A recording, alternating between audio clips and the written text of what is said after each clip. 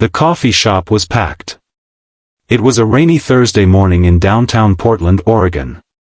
Every table was occupied. Business professionals typed on laptops. College students reviewed notes for exams. The smell of fresh espresso filled the air. Then a loud crash echoed through the cafe. A man stumbled forward, nearly falling face first onto a table. Coffee splashed across the floor. Several customers gasped. The man who had been shoved turned around slowly. His name was Ethan Walker. 36 years old. Single father. Construction estimator. And one of the hardest working people anyone could hope to meet. Standing behind him was a larger man wearing an expensive suit. The man smirked. "Watch where you're standing, loser." The cafe became uncomfortably quiet. What happened next would change several lives forever. And nobody in that room would forget it. Ethan wasn't the type of person who attracted attention. Most people barely noticed him. He drove an aging pickup truck. Wore the same work boots until they practically fell apart. Rarely spent money on himself. Everything he earned went toward raising his 10-year-old daughter, Lily. Ever since Lily's mother had passed away from an illness 4 years earlier, Ethan had been both father and mother. He packed school lunches. Helped with homework. Braided hair after watching online tutorials. Attended every parent-teacher conference. And every night, no matter how exhausted he was, he read one chapter from a book before Lily went to sleep. Life wasn't easy. Bills piled up constantly. Unexpected expenses seemed to appear every month. Sometimes Ethan stayed awake worrying about money.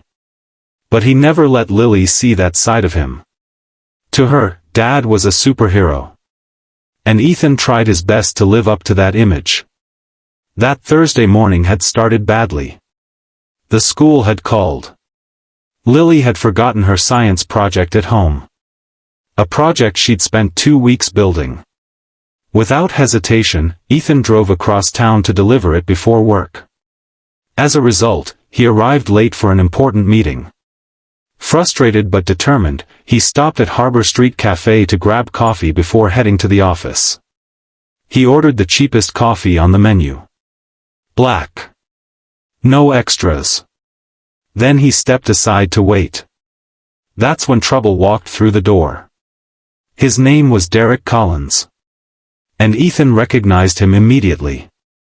Unfortunately, they had attended the same high school years earlier. Back then, Derek had been one of those students who seemed to enjoy humiliating people. Especially quiet kids. Especially kids from struggling families. Especially Ethan. Some people mature with age. Derek apparently had not. The moment he spotted Ethan, a familiar grin appeared. "Well, look who it is." Ethan sighed internally. "Not today. Please not today." Derek approached. Still wearing bargain bin clothes? Several customers glanced over. Ethan ignored him. Derek laughed. "Guess some things never change." Ethan calmly picked up his coffee. He wasn't interested in reliving high school. He started walking toward the exit. Then Derek stepped sideways and intentionally bumped him. Hard. The coffee spilled. Ethan lost balance. And Derek shoved him forward. That was the crash everyone heard. For a moment, complete silence filled the cafe. Embarrassment burned across Ethan's face. Not because of the spill. Not because people were watching. But because the entire situation reminded him of being 17 again. Small. Powerless. Humiliated. Derek laughed loudly. Oops. A few people exchanged uncomfortable looks. No one spoke. No one moved. Except for one person. An older woman sitting alone near the window slowly closed her laptop. She had been quietly drinking tea. Most customers hadn't paid much attention to her. But now she stood. And immediately the atmosphere shifted. She walked toward Ethan. Not Derek. Ethan. Are you all right? She asked. Her voice was calm and warm. Ethan nodded. I'm fine. She looked down at the spilled coffee. Then at the stain on his jacket. Then at Derek. What happened? Derek shrugged. Accident. The woman studied him for several seconds. The kind of silence that makes people uncomfortable. Derek suddenly looked less confident. Then she turned back toward Ethan. Would you join me for a moment? Ethan seemed confused. Excuse me? Please. Several customers watched curiously. Ethan hesitated before following her. They sat at the table by the window. The woman smiled. My name is Margaret Lawson. Ethan politely introduced himself. The moment he said his name, her eyes widened slightly. You're Ethan Walker? Yes. You have a daughter named Lily? Now Ethan was completely confused. How do you know that? Margaret smiled. I think we should talk. Unknown to Ethan, Margaret Lawson wasn't just another customer. She was the founder and CEO of Lawson Urban Development. One of the largest real estate companies in the Pacific Northwest. Her company employed thousands. Her decisions shaped entire neighborhoods. Yet she preferred working quietly. No bodyguards. No attention. No public drama. Most people in the cafe had no idea who she was. Including Derek. Margaret reached into her bag and pulled out a folded drawing. She placed it gently on the table. Ethan stared. It was Lily's drawing. A colorful picture showing a playground. Children laughing. Trees. A bright blue sky. At the bottom were handwritten words. Every kid deserves a safe place to play. Ethan blinked. Where did you get this? Margaret smiled. 3 weeks ago, our company sponsored a community art contest at your daughter's school. Ethan remembered. Lily had been excited for days. Margaret continued. Your daughter's drawing won. Ethan's eyes widened. What? She asked that instead of receiving a prize for herself, the money be used to repair the old playground near your neighborhood. For a moment Ethan couldn't speak. He hadn't known. Lily never mentioned winning. Margaret laughed softly. She specifically requested anonymity because she didn't want attention. That sounded exactly like Lily. Margaret leaned forward. I wanted to meet the father who raised a child like that. Across the room, Derek listened. His confidence slowly disappeared. Customers nearby were listening too. The cafe had become completely silent. Margaret continued. When I visited the school, every teacher spoke highly of Lily. Ethan felt emotional. She's a good kid. No, Margaret replied gently. She's an extraordinary kid. Then she added something unexpected. They also spoke highly of her father. Ethan looked down. I'm just doing my best. Margaret shook her head. One teacher told me you volunteer every Saturday repairing school equipment. Another customer turned toward Ethan. Margaret continued. Another mentioned you quietly paid for a student's field trip when their family couldn't afford it. Ethan looked embarrassed. It wasn't a big deal. It was a very big deal. The room remained silent. Listening. Watching. Learning. Margaret smiled. Kindness rarely makes headlines. She glanced around the cafe. But that doesn't mean people don't notice. Derek suddenly stood. His face had turned red. He realized everyone was now looking at him. The contrast was impossible to ignore. One man had spent years trying to elevate himself by tearing others down. The other quietly lifted people up whenever he could. Without recognition. Without reward. Without expecting anything back. Margaret wasn't finished. She turned toward Derek. Not angrily. Simply honestly. I've spent 30 years building businesses. Derek said nothing. Margaret continued. And I've learned something important. The entire cafe seemed frozen. The most valuable people in any room are not the loudest. She glanced toward Ethan.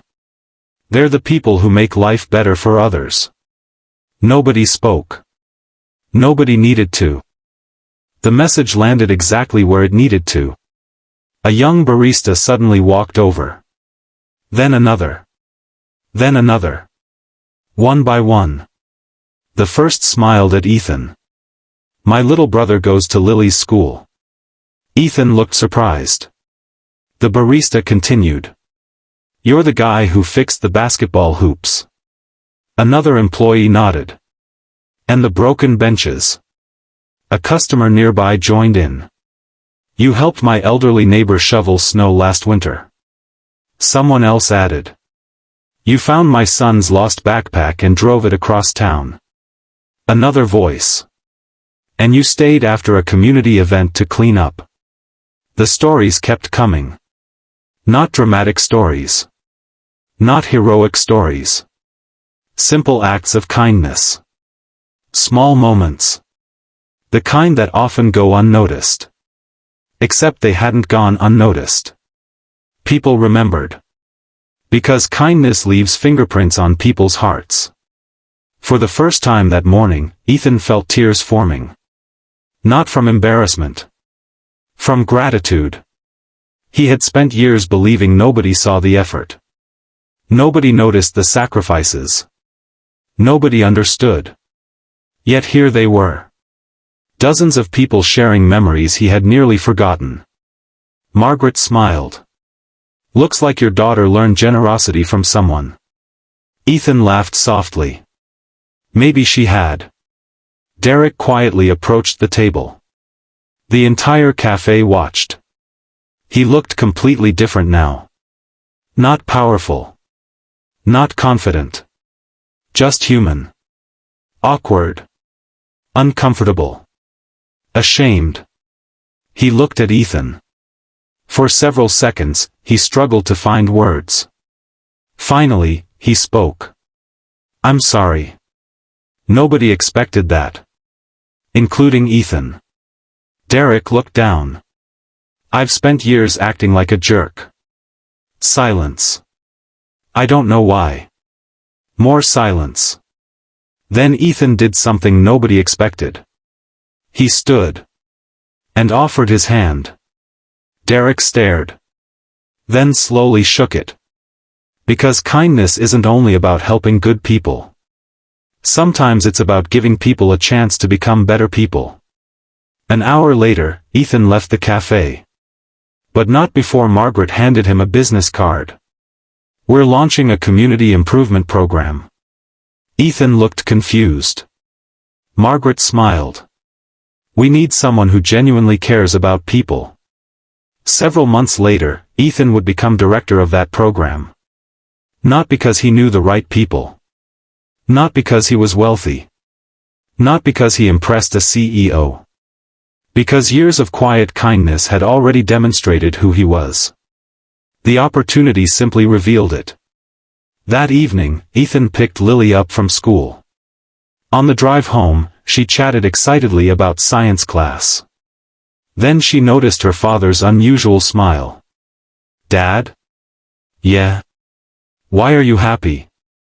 Ethan thought for a moment. Then he smiled. Because today reminded me of something. What? He glanced at her in the rearview mirror. Being kind matters, even when nobody seems to notice. Lily smiled. I already knew that. Ethan laughed. Of course she did. Sometimes children understand life's greatest lessons better than adults. Years later, people would forget what coffee shop it happened in. They would forget the weather. They would forget what everyone was wearing. But they would remember the lesson. A bully can command attention. But kindness earns respect. Pride may feel powerful for a moment. Compassion creates influence that lasts a lifetime.